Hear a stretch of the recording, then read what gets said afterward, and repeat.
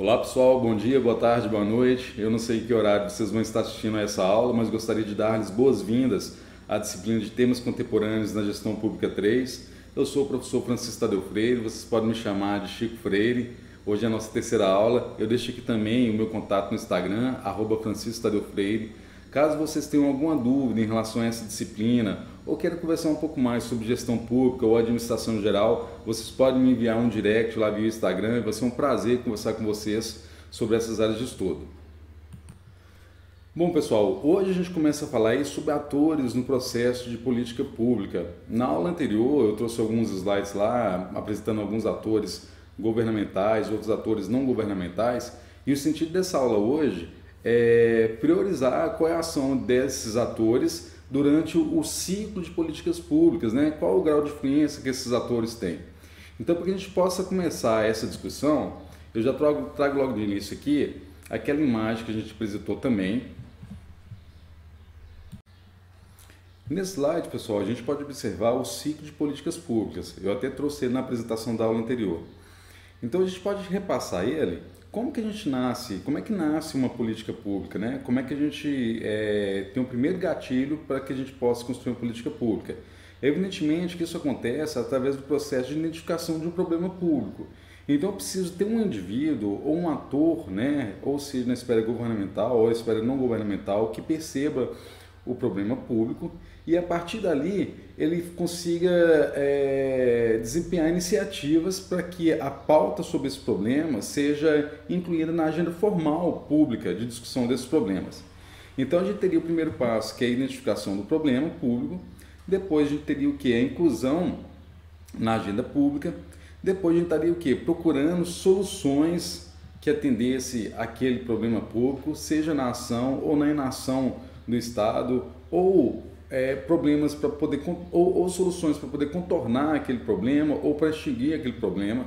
A partir das soluções elencadas, solução A, B, C, D, eu vou tomar uma decisão, né? Evidentemente que eu tenho um corpo técnico para tomar essa decisão, avaliar quais soluções são viáveis de serem implementadas. Aí eu faço um planejamento da implementação dessas soluções, chego até a implementação da política pública e a partir dali eu vou fazendo um monitoramento dessa política pública. Eu faço monitoramento, faço avaliação e evidentemente aí que eu vou estar seguindo os passos que geralmente são essenciais para a melhoria dos processos, né? Que é um Plan Do Check Act, que é uma ferramenta da qualidade que vem lá da administração privada trazida aí para a administração pública. É muito comum em qualquer projeto institucional, se você trabalha no departamento público, né, se qualquer pequeno projeto que você vai fazer, essas ferramentas sejam muito presentes. Então, por exemplo, provavelmente na elaboração, né, de um projeto, de um plano de ação em determinada área da educação, você vai ter que apresentar ali um plano do chequete, que é um ciclo periciar, ou vai fazer um diagrama de escala para levantar, né, quais são as causas daquele problema, por exemplo, ajudando nesse processo de mapeamento de políticas públicas. O que eu ressalto é que durante esse processo a gente tem a movimentação de vários atores, a gente tem movimentações de atores com maior representatividade nesse processo de implementação de políticas públicas. A gente tem, por exemplo, os juízes do Senado, né, que muitas vezes vão viabilizar leis para que determinada política pública seja implementada. A gente tem os burocratas que vão estar, evidentemente, aí na parte mais operacional desse processo. A gente tem os políticos, né, que são tão importantes aí na inclusão dos problemas, né, na agenda pública, na agenda de discussão pública de políticas públicas. Dada essa apresentação, pessoal, eu queria apresentar para vocês os objetivos de aprendizagem. Então, qual o sentido dessa apresentação hoje? A gente vai tentar descrever, nós vamos descrever as principais categorias de atores que influenciam no processo de política pública e também a gente vai mostrar para vocês o modelo de relação e prevalência de atores, né? Existem alguns modelos aí que mostram qual desses atores, já que eu tenho vários atores atuando no processo de políticas públicas, nesse ciclo de políticas públicas, qual deles tem uma atuação mais relevante do que o outro? Então, pessoal, a gente fala um pouquinho agora sobre a categoria de atores, né? Anteriormente eu mostrei para vocês lá aquele ciclo de política pública e a gente percebeu o quê? Que ele é formado por uma miríade, né, de atores.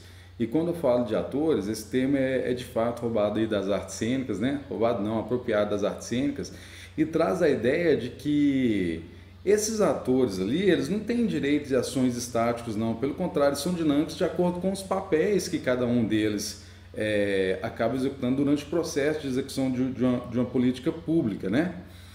Então, o que acontece? Atores relevantes no processo de política pública têm um maior grau de influência sobre decisões que possam atender e de conta a problemas públicos, né? Na realidade, geralmente eles têm um maior poder de sensibilização da opinião pública, né? E acaba descobrindo esses meios para que possa levar os problemas sociais ali para a agenda, para a agenda dos problemas públicos, né? Bom, na literatura de ciências políticas, atores são aqueles indivíduos, grupos, organizações que desempenham um papel na arena política. E a princípio a gente tem algumas classificações. Por exemplo, podemos classificá-los em atores individuais, são pessoas que agem intencionalmente em uma arena política, né? Então, como exemplo desses atores aí, a gente tem os políticos, a gente tem os burocratas, quando estou falando dos burocratas, aqueles servidores de carreira, a gente tem os magistrados, os juízes, que podem influenciar aí na decisão através das leis, né? E nós temos formadores de opinião pública, e a gente também tem atores que a gente vai chamar que são atores coletivos no processo do ciclo de política pública. Esses são grupos que agem intencionalmente em uma arena política, né? Então a gente pode contemplar entre esses atores coletivos as associações de moradores, donos dos postos de combustíveis do Distrito Federal, os partidos políticos, os burocratas, mais uma vez, o Instituto Brasileiro de Opinião Pública e Estatística, né, a Organização das Nações Unidas. Então são diversos atores e cada um deles tem um grau de influência e de importância durante o processo do ciclo de políticas públicas. Então, pessoal, dentro desses atores que nem a gente falou anteriormente, a gente tem aí os políticos, né? A gente também tem os juízes aí do Supremo Tribunal Federal, né, que são atores políticos importantes. A gente, evidentemente, que tem aqui também os burocratas, que são todos aqueles que estão, de certa maneira, operacionalizando as políticas públicas, né? Eles trabalham mais na ponta, né? Não diretamente no ponto estratégico, mas no ponto mais operacional das políticas públicas. Muitas vezes aqui é o servidor que está lá no PSF que está atendendo diretamente algum civil da sociedade, né? Então, esses são os burocratas, né? E a gente fala que tem os burocratas de primeira linha, que são, evidentemente, aqueles que estão em contato direto com a população, né? Seja dentro das organizações públicas, seja no PSF, seja na universidade. Esse tipo de burocrata de primeira linha que a gente fala, ele está sempre em contato direto com o servidor. Com o servidor não, com o cidadão. Bom, aqui eu trouxe um slide que não é novo para vocês também. Eu tenho aqui as categorias de atores. Então eu tenho aqui o que a gente chama de atores governamentais. Nesse grupo aqui eu tenho os políticos. Eu tenho os designados politicamente, que são escolhidos aqui pelos políticos, né? Nós temos os burocratas, que seriam o corpo de funcionários públicos. Nós temos os juízes. Entre os atores não governamentais, a gente tem os grupos de interesses, nós temos os partidos políticos, nós temos os think tanks também, que é um termo que vem do inglês aí, que representa os institutos de pesquisas, e uma série de outros stakeholders. E quando a gente fala stakeholders, a gente está falando de todo aquele conjunto de indivíduos que são partes interessadas, ou na política pública diretamente, ou no resultado dela, ou no processo de implementação da própria política pública. Então, pessoal, a gente fala agora aí um pouquinho sobre os políticos, né? Os políticos são atores fundamentais no processo de políticas públicas. Quando estão investidos de cargos no executivo ou no legislativo, possuem legitimidade para propor e fazer acontecer políticas públicas de grande impacto social. Os políticos diferenciam-se de outras categorias de atores das seguintes formas. Eles são representantes de interesse da coletividade, têm legitimidade para agir, exprimir opinião e defender interesses em nome de seus representados. Evidentemente aqui que tem uma relação de dominador e dominado aqui, e no caso dos políticos, eles têm a legitimidade porque eles são eleitos pela sociedade, né? Então, através do voto, a gente acaba elegendo os nossos representantes. E são justamente esses representantes que vão estar lá no Congresso Nacional, tentando aprovar os seus projetos, né? Como eu falei anteriormente várias vezes, para poder estar implementando aí o orçamento da União, e o que a gente espera é que as políticas estejam indo de encontro aos problemas públicos, né? Eles são portadores de autoridade, possuem autoridade institucionalizada de tomada de decisão. Essa autoridade, no entanto, é temporária, dura enquanto durar o mandato e é limitado por lei. Os políticos também, eles acabam sendo símbolos, né? Eles atuam como homens públicos em funções cerimoniais, representação de território e são porta-voz da sociedade e do Estado. Então, os políticos eles representam o Estado brasileiro, ou pelo menos devem representar de forma muito moral, né? O nosso Estado brasileiro. Assim deve ser. O papel primordial dos políticos é o estabelecimento de objetivos políticos. Em outras palavras, identificar os problemas públicos e decidir quais políticas públicas são adequadas para combatê-los. Os políticos também têm um papel muito importante aí na formação da agenda para a discussão das políticas públicas. Geralmente são através dos políticos e através da necessidade da população, que chega até os políticos, que eles acabam levando algum tema para discussão. A partir do ponto que esse tema entra na agenda, então a gente começa a ter toda uma operacionalização para que eu possa desenvolver uma política pública que vai atender aquele problema, né? Então, os políticos são representantes legítimos de interesse com acesso privilegiado às esferas do poder estatal. Então, essa legitimidade que a gente tanto cita aqui, evidentemente que vem aí da prerrogativa da eleição, né? No sistema democrático. Quando a gente fala na adequação da palavra toda das ciências ciências para as ciências políticas, a gente está dizendo justamente aí que os políticos eles não têm um papel estático ali, né? Na realidade, o papel dele vai variar com as demandas. Então, por isso que a gente traz essa analogia com os atores. E aí a gente coloca aqui para discutir quem que os políticos de fato representam, né? Evidentemente que os políticos estão ali representando os próprios interesses, né? Os interesses dos seus partidos políticos, interesses dos grupos de pressão, que são categorias de profissionais, como setores econômicos, movimentos sociais, corporações, as mídias, né, que são grupos de pressão que conseguem dar certa pressão e, através dessa pressão, influenciar de alguma forma, né, os partidos políticos e ali os seus políticos, né? E os políticos também, muitas vezes vão estar incumbidos aí de interesse de áreas geográficas, né? Se eu sou lá um representante do Nordeste, evidentemente que eu quero buscar uma parte desse orçamento para poder atender a minha população, né? Ou procurar o estabelecimento de políticas públicas que venha de encontro a problemas da minha região. E os políticos também acabam defendendo aí interesses gerais da coletividade. Na literatura também, pessoal, a gente encontra aí os designados politicamente no grupo de atores que podem influenciar o processo de política pública, né? Então, na estrutura governamental, né, ela é composta aí, basicamente por políticos eleitos democraticamente, e a base da pirâmide é formada por burocratas concursados, e existe uma faixa intermediária de cargos públicos ocupada por pessoas indicadas pelo político, eleito para servir em funções de chefia, direção e assessoramento na administração pública.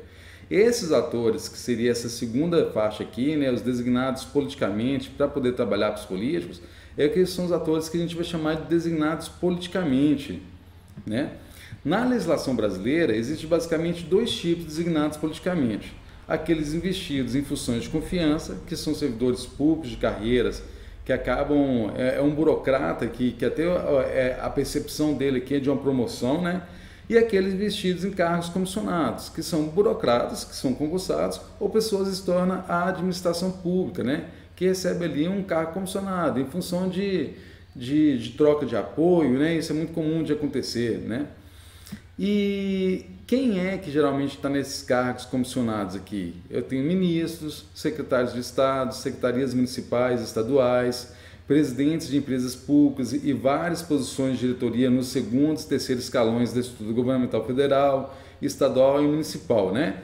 Então, esses cargos comissionados aqui, gente, ele está muito envolvido na política e naquele primeiro sentido da política, da barganha de apoio, né? Do agregamento de verba ou de apoio para determinado projeto político.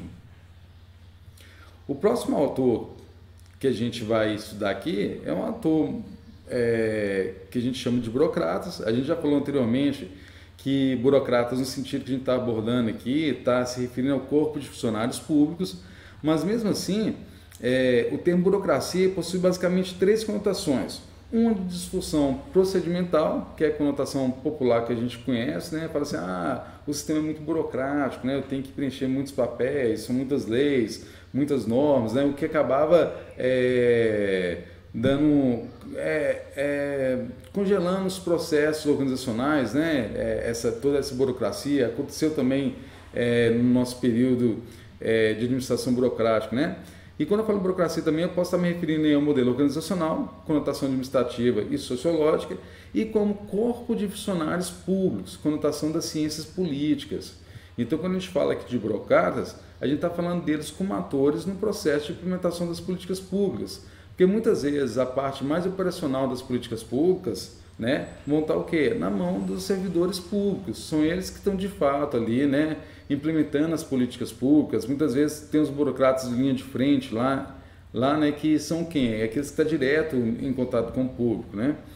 Então, a função primordial do corpo burocrático, ou seja, desses servidores públicos, é manter a administração pública ativa, né, e operante, executando. As características peculiares da burocracia são a estabilidade do emprego, evidente que é baseada aí na meritocracia, né, no profissionalismo. Então você faz concurso público e através do concurso público você tem a estabilidade do emprego, esquema de seleção e promoção baseado na competência técnica e na experiência adquirida, isso para algumas carreiras, evidentemente, né, e mecanismos hierárquicos de coordenação. Bom, os burocratas, eles também são vistos como detentores de alguns recursos importantes que possibilitam o aumento da eficácia das políticas públicas. Bom, a princípio, os burocratas eles acabam tendo um conhecimento maior da operacionalização da política pública, né? Então, segundo Downes, 1967, os burocratas podem ser classificados em 5 categorias que variam de acordo com os tipos de interesse que defendem, né? Então, tem os alpinistas, que são aqueles que são os servidores de carreira, né? Então, eles começam geralmente dentro da empresa como assistente, depois passa para técnico, depois passa para analista. Ele tem uma carreira ali dentro da esfera pública. Geralmente são conservadores, né? Segundo a literatura, resistentes a mudanças, devotos a um valor, a uma política pública, são defensores de um órgão, isso é muito comum de acontecer, né? Homens de Estado, leis e a sociedade. Então, pessoal, os juízes são servidores públicos que desempenham um importante papel no processo de implementação das políticas públicas. São juízes que têm a prerrogativa de interpretar a justa ou injusta aplicação de uma lei por parte dos cidadãos ou da própria administração pública. Então, eles também são protagonistas aí na elaboração das políticas públicas, por exemplo, quando emite uma decisão judicial ou, no caso de um tribunal, uma súmula que torne pública a interpretação sobre determinada norma legal. Então, eles são o que a gente vai falar aí, que é um ator muito relevante, né? Com opinião capaz de sensibilizar outras partes interessadas nas políticas públicas ou até mesmo a opinião pública, né? Então, as políticas públicas mais sensíveis às decisões judiciais, entre elas a gente pode citar aí as políticas regulatórias, né, que tratam da liberdade dos indivíduos e das empresas. A gente pode pensar aí também nas políticas sociais, que tratam da redução da desigualdade ou do estabelecimento de oportunidades paritárias para diferentes categorias sociais. A gente vai ter também as políticas públicas que tratam direto ou indiretamente de liberdades civis ou políticas, como a liberdade de expressão ou de associação, né? Então acaba sendo um ator também muito importante no processo do ciclo de políticas públicas. Outro ator importante também no processo de política pública são o que a gente chama de grupos de interesse. Então, um grupo de interesse é um grupo de pessoas organizadas voluntariamente que utiliza recursos para influenciar decisões e políticas públicas. Também são conhecidos como grupos de pressão. Os grupos de interesse podem ser formalmente constituídos, por exemplo, sindicatos, colegiados, profissionais, associações comerciais, ou serem informais, como no caso de movimentos feministas, de movimentos sem teto e de grupos ambientalistas, etc. Bom, os grupos de interesse eles utilizam vários meios para fazer seus interesses serem ouvidos e respeitados no processo de elaboração de políticas públicas. E entre esses meios nós temos aí o quê?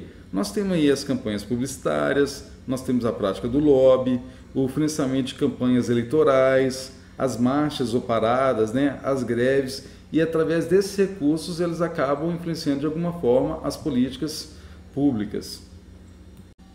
Um outro ator muito importante também no processo de política pública são os partidos políticos.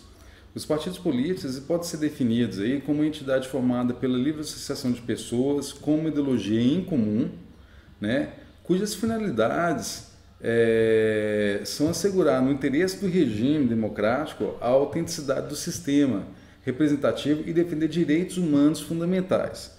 Bom, os partidos políticos acabam sendo organizações formalmente constituídas, né, em torno de um projeto político, né, e muitas vezes, evidentemente, como a gente viu lá, que os políticos acabam defendendo, além dos interesses particulares, ele acaba representando interesses de outras partes também, né, ou seja, de uma região, ou de uma linha de pensamento, ou de vertente ideológica, né. Os partidos políticos, eles acabam influenciando as decisões governamentais diretamente, seja como aliados ou como opositores do governo. Ele mede, né, eles acabam medindo a força deles por meio das eleições, na constituição das bancadas no Congresso Nacional, e são organizações exclusivamente formais, com registro em órgão competente no Brasil, que no caso é o Tribunal Superior Eleitoral, e com estatuto formalizado e estrutura organizacional. Então, essa é uma das características desse ator político. A principal função dos partidos políticos é servir de elo entre os interesses da sociedade e o governo. Então, ele tem esse importante papel de interlocução entre governo e sociedade. De acordo com Panebianco, 1990, existem dois tipos de partidos políticos nas democracias ocidentais. Seriam os partidos burocráticos de massa e os partidos profissionais eleitorais. Os partidos de massa, eles vão se caracterizar aí por estarem atrelados à defesa de determinadas categorias sociais ou profissionais e por valorizarem o uso da ideologia para conquistar o que a gente vai falar de corações e mentes, né? Já os partidos profissionais eleitorais são pragmáticos, representam interesses de diversas categorias e classes sociais, mesmo que opostas, no intuito de agregar um máximo de votos nas disputas eleitorais. Então, esses são atores extremamente importantes no processo de elaboração de política pública e do levantamento de causas para a agenda política. Um outro ator também importantíssimo no processo de política pública são os meios de comunicação, que a gente vai chamar também de mídia. Então, a mídia é uma categoria de atores relevantes nas democracias contemporâneas. A mídia também exerce papel de controle sobre a esfera política e a atuação da administração pública. Outra potente forma de exercer influência sobre a opinião pública é a decisão da mídia de ignorar ou dar pouca atenção a certos problemas públicos. Evidentemente que a mídia também tem uma capacidade aí ampla de aferir os resultados das políticas públicas através de pesquisa, né, através da abrangência da circulação da informação e também de fazer pressão política, né, até mesmo através do evidenciamento, né, de problemas públicos através de reportagens, né. A gente também tem a reportagem investigativa, né, que acaba sempre trazendo alguns fatos de conhecimento público e de uma maneira muito intrínseca ela acaba sim fazendo pressão e influenciando o processo de política pública brasileiro. Bom, pessoal, um grupo de atores muito importante também no processo de políticas públicas são os think tanks. Os think tanks são instituições que desempenham um papel de advocacy, ou seja, eles fazem um ativismo na formação da agenda da mídia política institucional e influencia a opinião pública além de mobilizar, né, de conseguir mobilizar a sociedade, eles também têm a capacidade de explicar as políticas públicas, de articular os atores, né? E entre os think tanks, no Brasil a gente pode citar aí o IPEA, né? Eles são conhecidos aí como institutos de políticas públicas, ou usinas de ideias. A gente tem também o Instituto de Ordem Livre, Seção Brasileira de Think Tank norte-americano, Cato, tem o Instituto Liberal de São Paulo e o Instituto Liberal do Nordeste, são alguns exemplos desses atores. Um outro ator muito importante no processo de política pública são os policy takers. Os policy takers são os destinatários das políticas públicas, são os indivíduos, os grupos e organizações para os quais a política pública foi elaborada.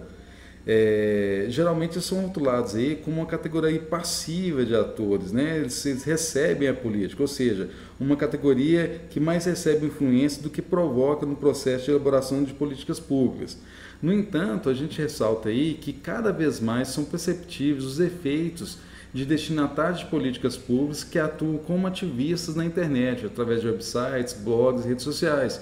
Então, cada vez mais esses policy takers aí, né, que são os destinatários das políticas públicas, através do ativismo pela internet, está ali denunciando um problema público, estou denunciando um buraco, né, um problema que eu tive durante a chuva, uma ausência do Estado em determinado local ou região. Então, através desse ativismo da internet, ele acaba sensibilizando a opinião pública, né, e aqui muitas vezes aquele problema acaba indo para a agenda pública daquele determinado município ou estado. Outros atores importantes aí são as organizações do terceiro setor, né? As organizações do terceiro setor são organizações privadas, sem fins lucrativos, que lutam por algum interesse coletivo. O termo terceiro setor refere-se à complementação do que seria o primeiro setor, no caso seria o Estado, o segundo setor, as organizações empresariais, né? E o terceiro setor seria o quê? As organizações não governamentais, as fundações privadas e as entidades filantrópicas, né? Então, as organizações do terceiro setor, elas articulam suas ações na busca de um interesse primordialmente coletivo, né? Externo ao grupo. Elas se organizam para chegar a um objetivo, evidentemente fazendo política pública. Agora, pessoal, a gente vai falar um pouquinho sobre o modelo de relação e prevalência. E quando eu falei em modelo de prevalência, né, é claro que a gente está se referindo a um construto teórico, né, que é alimentado pela observação prática. Então, para poder verificar aí como que é a atuação desses atores, a gente tem basicamente dois modelos. É um modelo que a gente vai falar que é um modelo de relação e um modelo de prevalência.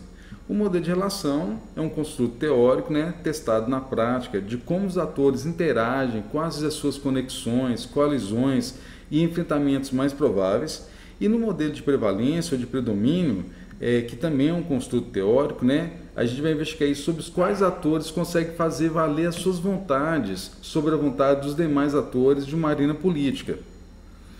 Então, a gente tem como exemplos de modelo de relação e prevalência, abordado na literatura do Leonard Seik, aí, o modelo principal agente, o modelo de redes de políticas públicas, os modelos elitistas, o modelo pluralista e o modelo de triângulo de ferro.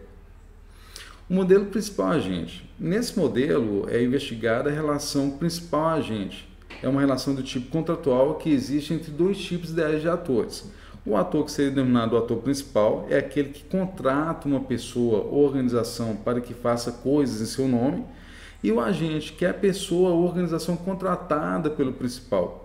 Esse modelo pode ser usado para interpretar relações entre acionistas e diretoria de uma empresa, entre empresas e funcionários, entre cidadãos e governo, entre o governo e a burocracia, entre muitas vezes pessoa física que fornece algum serviço para a administração pública, evidentemente, e a gente consegue ver qual o grau de influência desses atores. Então, um outro modelo de relação e prevalência que a gente tem aí, pessoal, são as redes de políticas públicas. Uma rede de política pública é uma estrutura de interações predominantemente formais entre atores públicos e privados envolvidos na formulação e implementação de políticas públicas. Então, tem uma ação coordenada, embora as interações sejam informais. As redes de políticas públicas são compostas de atores públicos e privados que se sintam motivados para debater e agir em torno de temas de interesse comum, seja localmente ali, seja em pequenas iniciativas locais, em bairros, mas também em comunidades maiores, em municípios, em estados, e possui como principais características auto-organização e autonomia, informalidade nas interações, a inexistência de uma hierarquia formalizada na estrutura das redes públicas, de políticas públicas, evidentemente que o processo de adesão é voluntário de seus membros e estão ali lutando por interesses externos ao grupo e muitas vezes contrários aos grupos de pressão, como mídia e outras partes interessadas. As redes políticas públicas podem ser caracterizadas conforme o conteúdo que elas visam tratar. Então, por exemplo, a gente tem as redes temáticas, que ensure networks, quando o foco está em apenas um tema, né? Por exemplo, a defesa de um parque, o apoio à reciclagem, né? O foco em somente um capítulo.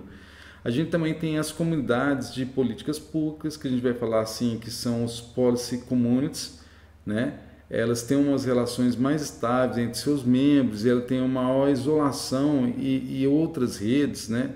Então a gente pode citar aí as redes de abrigo de cães abandonados nas cidades grandes, grupos de aposentados na assistência à população mais pobre, as comunidades epistêmicas, que são aí o conjunto de pesquisadores, né, e estudiosos sobre políticas públicas, todos esses estão considerados aí dentro do modelo de relação de prevalência de redes de políticas públicas. No modelo elitista, eles vão dizer que poucos atores, ou uma minoria que seria elite, tem a capacidade de determinar o rumo da política e da sociedade. Baseada aí numa lei de Michaels, está na referência aí do livro do Leonardo Seixas, né? Em que a lei de Ferre das oligarquias, né?